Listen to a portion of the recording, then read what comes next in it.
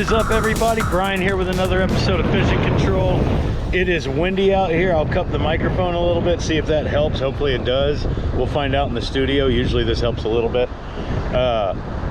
We're out here on Tybee today. I'm gonna use a couple of different kinds of cut bait that I have never used before. So we're gonna, I guess, test and review. One of them is purchased, one of them is acquired. So let's go ahead and look at those real quick.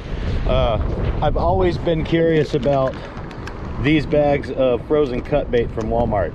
I let it thaw last night on ice in the cooler. So we're gonna try that. I've got a 30 that we're going to do those on 30-pound rigs with live bait hooks on a Sputnik sinker.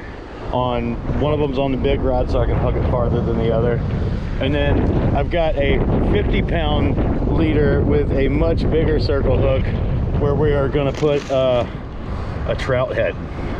I caught these trout yesterday and we ate them last night, and now I'm going to use their heads, maybe a couple pieces of their body today, to see if we can get something big and vicious.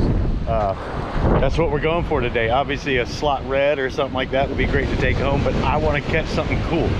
We are almost at dead low tide. We're going to fish the last half hour of outgoing tide and then the incoming tide for a couple hours, and see what we can get on out here while we've got the opportunity. It's New Year's Eve, everybody. Happy New Year's. I hope y'all had a Merry Christmas. So let's get to this. All right, so I dug this, I'm guessing they're mullet head out of the bag of cut bait. That seems like a good thing to start with. I'm not even sure where the hell the hook was through. Oh, that's going on this hook there. It's going on this one. We're just gonna hook it through. Oh, that's a soft spot there, so not through that.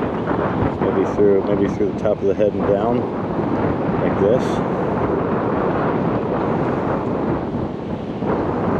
Why not? I think we're going like this. I think we're going like this.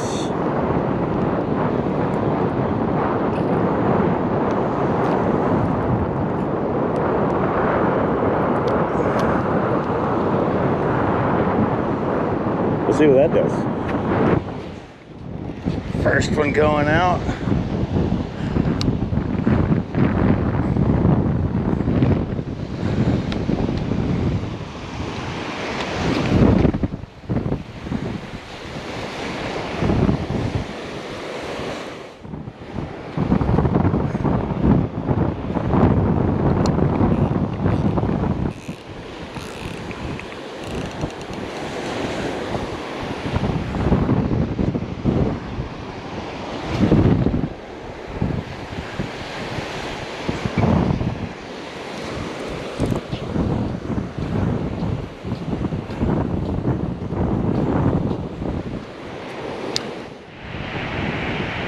All right, I feel like the wind's picking up some more, but we're getting a third rod out.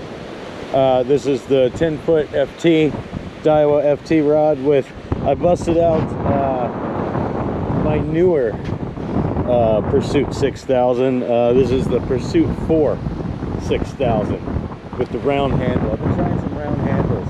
I think I'm gonna, I got these spin fishers that brother Mike was so kind to donate to the channel, which I'm going to keep bringing him up at least until I actually catch something awesome on these rods. Maybe even longer than that. Maybe every time I use them, who knows, because that's one of the coolest things anybody's ever done for me. But anyway, this has 30-pound, I think this is the Reaction Tackle Moss Green braid, 4-strand braid. And then down to a snap swivel with the weight on it, which is a 4-ounce Sputnik, a bead to protect my knot on my swivel with my leader, which is a 30-pound fluoro, down to a 2-aught live bait, and the belly meat from one of those speckled trout that I caught. Because I feel like I trust this fresher bait more than I trust that bag, I guess it's mullet, cut mullet, that's been frozen and sitting. I think they sell the same stuff at a few places. I happened to pick this bag up at Walmart. Next, we're gonna try the frozen finger mullet from Ace. I saw they sell bags of frozen finger mullet, so we'll probably give them a try. Because why not? I can't decide if I want to go close or far. I can see the next bar. I can't clear it. I don't think I want to be on it.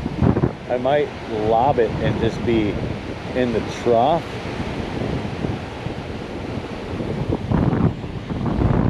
Tighten down, put your finger.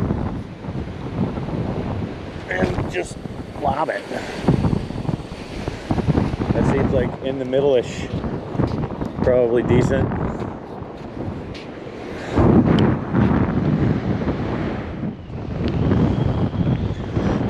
And for my last rod, it is the 8-foot Daiwa FT with 20-pound, I think it's either, I feel like it's 20-pound, Power Pro Super Slick on a Penn Fierce, was that a 5,000 size, up to, I just did a 30-pound dropper loop, which is like the basis of a whiting rig or a Pompano rig, but with no floats, no beads, up to a 2-aught live bait hook. We're gonna put another piece of this mullet on here.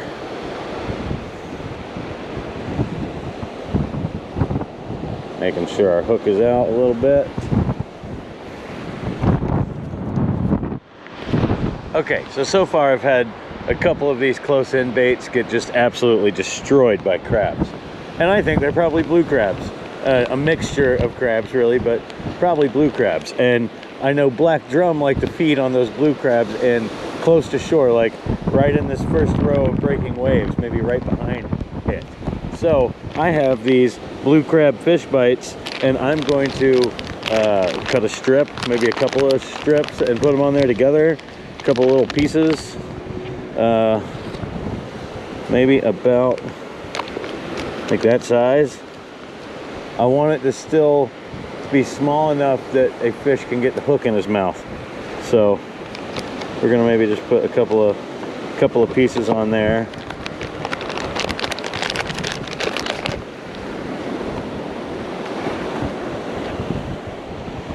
I'm gonna put I think thusly.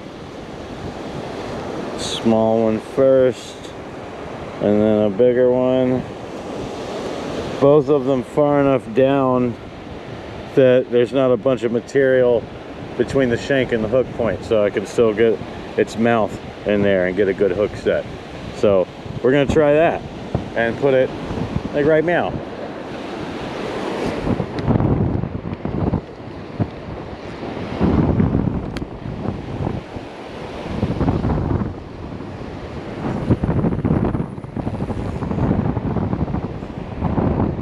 Definitely a pelican diving right the hell in front of me, so that's probably a good sign of something or another.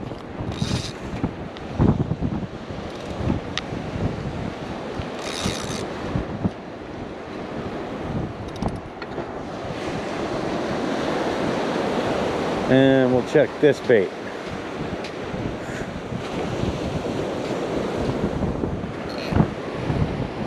This is another piece of the cut mullet.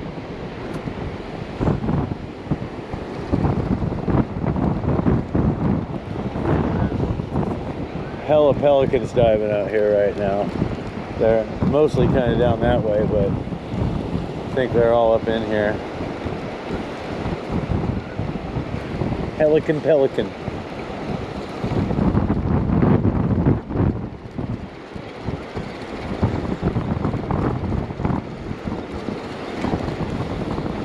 No bait. I think we knew that was going to happen.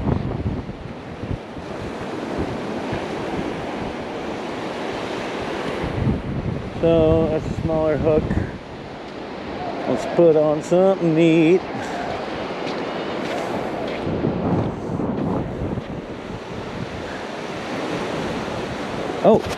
Oh, yeah. That's something on the blue crab fish bites right away. Something decent. Holy cow. I didn't expect that to work so good. What have we got?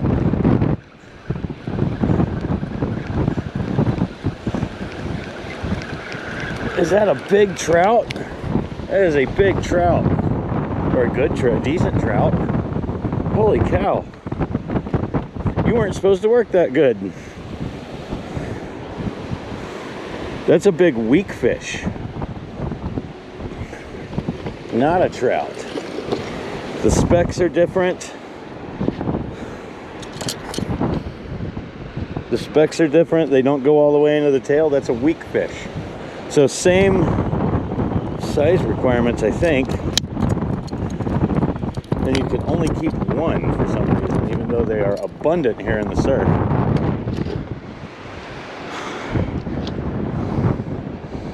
So he is just shy of 15. We're gonna double check these E regulations real quick.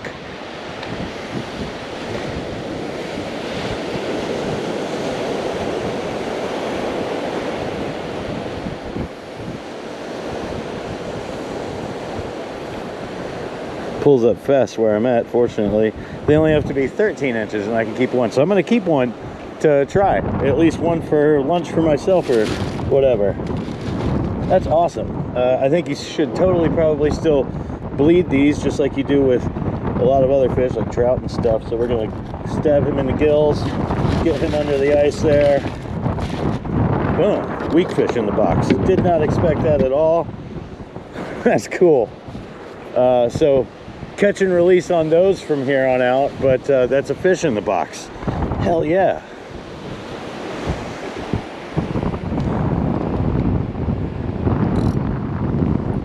And I still got my bait. So we're totally gonna do the same thing again here.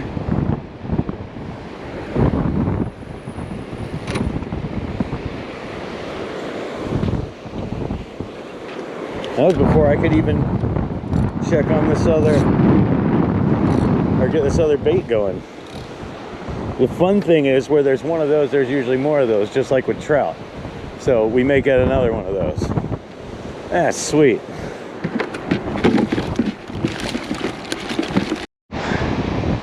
Pelican literally dove like right in front of my stuff. Hopefully whatever he was chasing is stuff that I want to catch, or there's stuff I want to catch chasing whatever he was chasing. Or he just dove again right there. So there's definitely some fish around. I would love to go home having caught more than one weak fish, but given that it is winter and winter is particularly slow for surf fishing, I'll be happy with anything. I'm particularly amazed with the fact that it was on only Fishbites. I caught a weak fish at the beach in the winter on just Fishbites.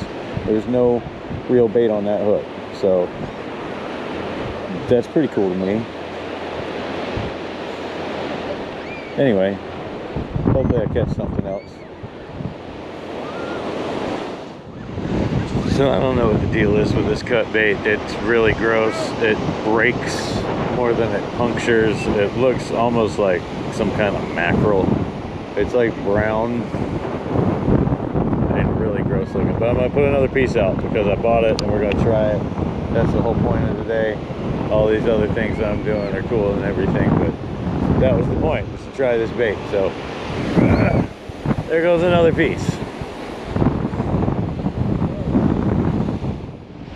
Okay, so I don't have any indication that anything in this part of the ocean wants this bait, but the ocean can have that bait because I don't want it.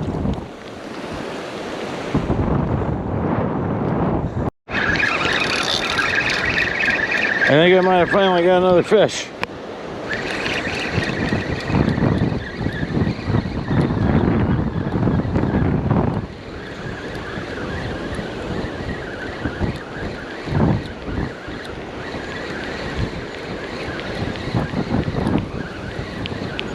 As I was reeling stuff in.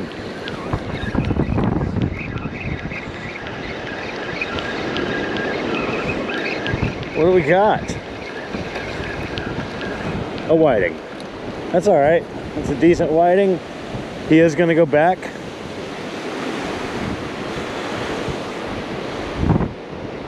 But nice, nice.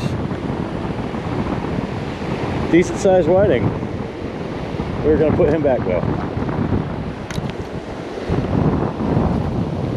Woo, woo, woo, woo, woo, woo, woo, woo. Bro, I'm going to toss you into the water. I just want to show you the camera. Ah, these are the hardest fish to hold onto.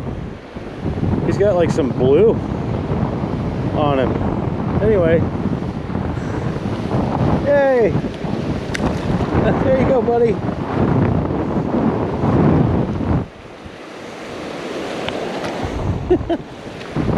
There you go, buddy. Okay. Yay! So I did catch another fish. That's great.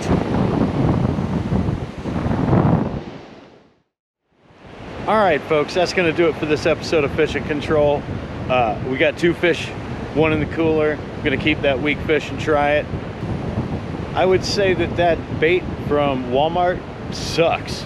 I'm going to try it again maybe when the bite is hotter, but I mean, it just falls apart.